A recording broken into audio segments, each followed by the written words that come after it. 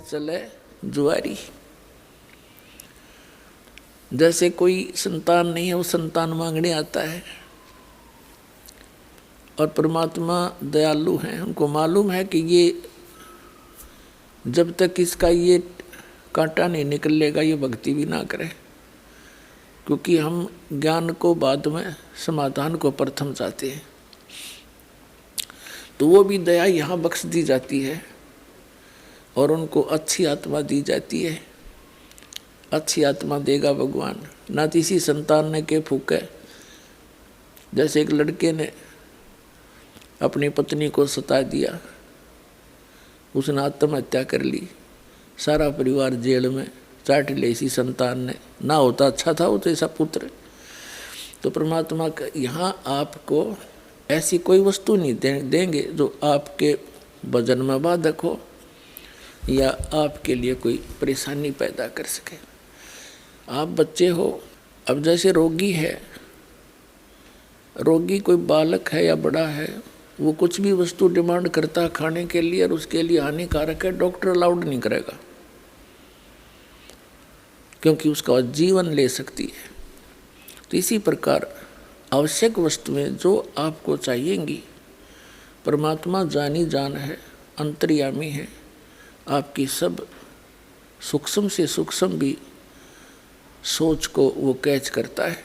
चिट्टी पायल बाजा पैर, साहिब सुनता है सब लहर। यदि चींटी यानी कीड़ी के पैर में पायल बना दी जा, घुंघरू बांध दें, पहले तो चिट्टी के घुंघरू क्या होंगे, पायल क्या होगी उसकी।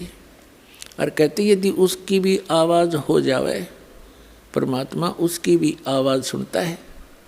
चिट्टी पायल बाजे पैर, परमेश्वर सुनता है सब लहर। तो वो अंतर्यामी है, आप जो उद्देश्य लेकर आए वो खूब जानता है, लेकिन आपको उसने क्या देना है उससे भी वो खूब परिचित है। तो यहाँ संत मते में और इस मोक्ष मार्ग में परमात्मा ने कुछ गाइडलाइन दी है, उनके निर्देश अनुसार हमने चलने से ही परमात्मा का विशेष लाभ मिलेगा।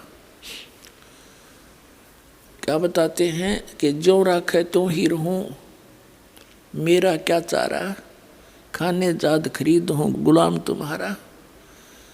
कि जैसे राज्य क्रमता राम की, रजा धरे जो शीस, दास गरीब दरस परस तिस बैठे जगदीश। कि उस परमात्मा की रजा में राजी रहे। जब तक आप इस शरण में नहीं आए थे तब तो काल की रजा थी और आपके कर्मों की रजा थी, उसमें राजी रहो या ना रहो वो तो आपको होना ही होना था। दुख भी मिलना था, प्रारब्ध का सुख भी मिलना था। अब यहाँ रजा भगवान कबीर साहब की चलेगी, आपके कर्मों की नहीं चलेगी। आपके कर्मों में आपत्ति है, संकट है, वो नहीं आने देंगे।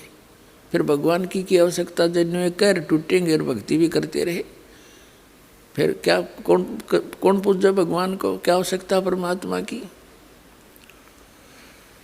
तो पुण्यात्मा, अब आप उस परमेश्वर की शरण में आगे हो और आपका उद्देश्य होना चाहिए जन्म और मृत्यु के रोग का उपचार हो। यदि ये नहीं हुआ तो उसके बारे में बताते हैं। चाहे आप यहाँ रोग आपका जन्म मरण का कटे नहीं और भक्ति भी कर ली, आपकी भक्ति का धन तो खूब हो जाएगा आपके पास। और यदि आप कोई मर्यादा भंग करते रहे, यहीं की आस्था रखते रहे वस्तुओं में, और मृत्यु होगी तो मोक्ष वाला काम आपका अधूरा रह गया, जिस उद्देश्य से आपने यहाँ प्रवेश पाया था। यहाँ आपको अन्य संसारिक सुख तो फ्री में मिलेंगे, उनके मांगने की जरूरत नहीं आपने। और ठीक है, बालक हो अभी आप, जैसे बच्चे हैं, सर्दी आ जाती है, बच्चे कहो या ना कहो, माता पिता को पहले चिंता होती है किसके जूते लेने हैं, किसकी जुराब मंगानी है, किसके कपड़े मोटे सर्दी के लाने हैं, किसकी जर्सी लेनी है। वो कहो अच्छा है, ना कहो तो भी वो लावेंगे। इसी प्रकार परमात्मा के आप बच्चे होगे, आप वचन के बच्चे होगे उस परमात्मा के नाद के। तो उस परमात्मा को आपका सारा ज्ञान है कि इबिन को किस चीज़ की आवश्यकता है। और कोई बच्चा बेमतलब की बकवाद मांगता है तो माता पिता उसको देते ही नहीं है, जो उसकी हानि में हो। तो इसी प्रकार ये परमात्मा आपके साथ डील करेगा जब तक आप शरण में रहोगे। जैसे यहाँ आपको संसारिक सुख तो फ्री में मिल लेंगे, रूंगे में। रूंगा क्या होता है? जैसे हम छोटे छोटे थे तब हमारे गांव में सन 1951 में दास का जन्म हुआ, तो सन 60 के आसपास हम 8-7 साल के समझन जोगे हुए। तो उस समय क्या करते थे, गांव में बाहर के शहर के व्यक्ति कुछ सामान बेचने आया करते, सब्जी, कोई फल, प्याज, इस तरह के। तो वहाँ गांव के जो हमारी दादी ताई, वो क्या करती थी, जैसे उसने सब्जी ले ली, टिंडे ले लिए,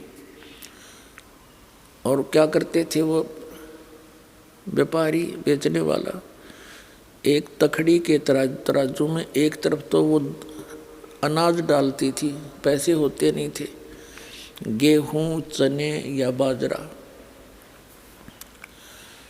तो जैसे एक बेले में, कटोरे में वो लाए, गेहूँ लाई दादी, और उसने उसकी ताखड़ी में डाल दी। और ने पूछा करती, भाई कितना कैसे देगा? कि गेहूँ के 2 बार, गेहूँ जो डाल दिया एक पालड़े में, उसके इक्विवेलेंट 2 बार टिंडे तोल के देगा वो। फिर न्यू क्या, वो तो ले लिया सौदा जो लेना था, उसके बदले में तो फाइनल हो गया। फिर न्यू क्या करती, भाई रूंगा और दे, रूंगा। न्यू क्या करती, रूंगा दे, रूंगा माने फ्री। वो एक टिंडा ठाक और दे देता, अगले ना और दे भाई, वो एक और दे देता, छोटा सा, बुढ़िया राजी हो जाती। तो वो रूंगा है फ्री ऑफ कॉस्ट, और सौदा तो हो लिया, जो होना था वो तो उसका था ही। तो जो वास्तविक हमारा यहाँ उद्देश्य है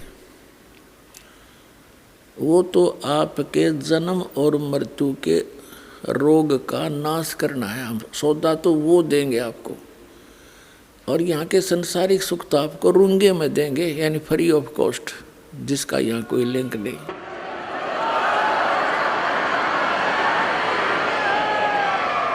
क्योंकि यहाँ जो पूजा की जो विधि है वो ऐसी है परमात्मा की कि संसारिक सुख तो आपको होंगे ही होंगे,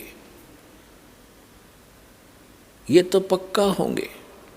लेकिन ज्ञान इसलिए साथ दिया जाता है कि कुछ दिनों में आपके पास इस माया का बहुत ज़्यादा संग्रह होने लगेगा। माया परमात्मा के दरबार में कमी काहे की ना।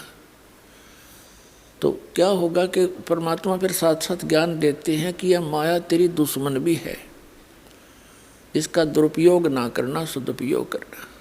अभी तो आप दर दर के भिखारी हो रहे हो, फिर देखना कुछ दिनों के बाद सच्ची लगन ते लगना, आन उपासना नहीं करना, मर्यादा में रहना। तो फिर ये संसारिक सुख तो यहाँ पहले मिलते हैं। जैसे किसान गेहूँ बीजता है, उसका उद्देश्य गेहूँ बीजना केवल भूस बनाना नहीं होता, उसका उद्देश्य अपना जीवन बचाना होता है कि मेरे परिवार को गेहूँ मिले, कणक मिले, भूखे ना मरे। अब गेहूँ के अंदर भूस तो पहले बनेगा, बाद में गेहूँ बढ़ते हैं। गेहूँ बीजा जाता है तो उसका पौधा खड़ा होता है, वो बाद में जाकर बाली आती है, और उन बालियों में गेहूँ होते हैं खाने वाले, और शेष सारा भूस होता है, वो पशुओं का चारा होता है। तो ये परमात्मा की भक्ति ऐसी है जो आपको दी जाती है। पहले तो भूस तो बनेगा, इसका हमारा उद्देश्य नहीं आपको ये भूस बनाना या देना, भूस ही देना। हमारा उद्देश्य है मोक्ष, और इन मंत्रों बिना वो मोक्ष नहीं हो सकता। उस भूस के बिना गेहूं नहीं बन सकते। ये एक ऐसा लिंक है एक दूसरे का।